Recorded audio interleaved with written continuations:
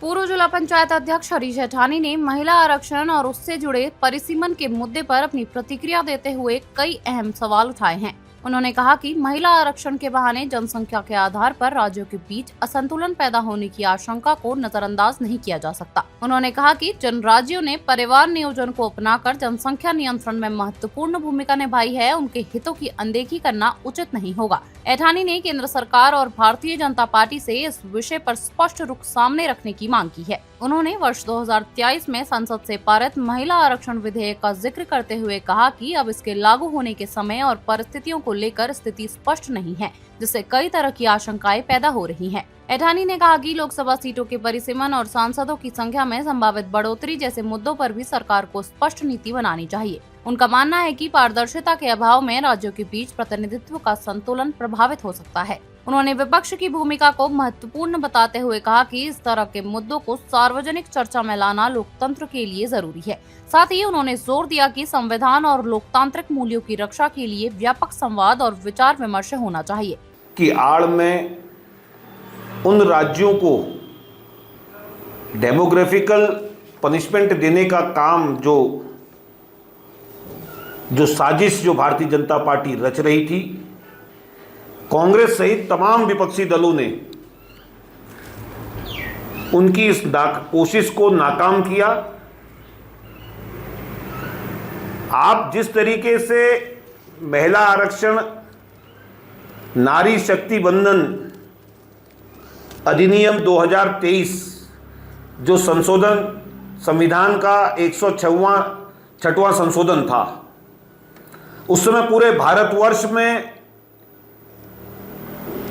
पूरे विपक्ष ने, पक्ष ने पूरी सर्वसम्मति से इस बिल को 2023 में पास कर दिया था। 2000 में लोकसभा और राज्यसभा में ध्वनि मत के साथ साथ पूर्ण सहमति के साथ वो बिल पास हुआ। 543 सीटों के हिसाब से उस समय सरकार ने 181 सीटें महिलाओं की आरक्षित कर देनी चाहिए थी। 2026 में जब इनको लगा कि 3 साल तक हम ये जो वाहवाही थी, ये वाहवाही नहीं लूट पाए, कहीं ना कहीं लोग, महिलाएं, आम जनमानस उनसे सवाल पूछ रहा था भारतीय जनता पार्टी से कि नारी शक्ति वंदन अधिनियम 2023 का क्या हुआ। तब जाके 2023 में इनने कहा था कि जनगणना के बाद सेंसेक्स उसके बाद परिसीमन डिलिमिटेशन का काम होगा और 10 साल के लिए इसमें प्रक्रिया चलेगी, यानी 2023 के बाद 2033 तक। 2026 में जब अनेक राज्यों में विधानसभा के चुनाव सर पर हैं, उस समय संसद का विशेष सत्र बुलाकर संविधान का 131वां संशोधन पास करने की कोशिश करी गई, जिसमें 543 से 850 सीट करने का प्रयास किया गया। उसमें 50% सीटें बढ़ने के बाद आपका 2011 की जनगणना को आधार माना, जबकि 2023 के नारी शक्ति वंदन अधिनियम में आपने कहा था कि जनगणना होगी, जनगणना के बाद परिसीमन होगा। तो आज ऐसा कौन सा आपका तरीका, एक नया आपको ये सुझाव आया कि आप नई जनगणना का आधार हम 2011 करेंगे?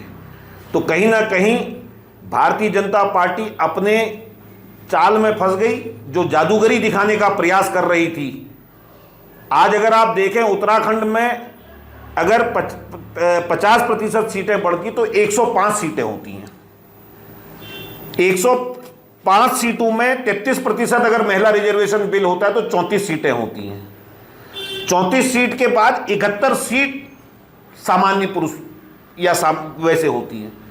तो सीटों का फायदा महिलाओं को कहां हुआ? ये तो एक तरह से ऐसा लग रहा है कि भारतीय जनता पार्टी के चाहे लोकसभा हो, चाहे राज्यसभा हो, चाहे लोकसभा हो, चाहे अन्य राज्यों की विधानसभाएं हों, विशेषकर आप कहीं ना कहीं उन सीटों को स्थायी अपने लिए बनाने का प्रयास आप लोगों ने यहां पर को किया है। आज जिस तरीके से साउथ और नॉर्थ जैसे जो दो बीच में भारतवर्ष को दो भागों में बांटने का प्रयास किया, हिमालयी राज्यों में उत्तराखंड को क्या मिलता भाई? आज अगर जनसंख्या के आधार पर अगर यहां पर को परिसीमन अगर होता है, जनगणना होती है, तो पहाड़ की जनगणना अगर करते आएंगे तो पहाड़ की सीटें तो और कम होती जाएंगी हमारी।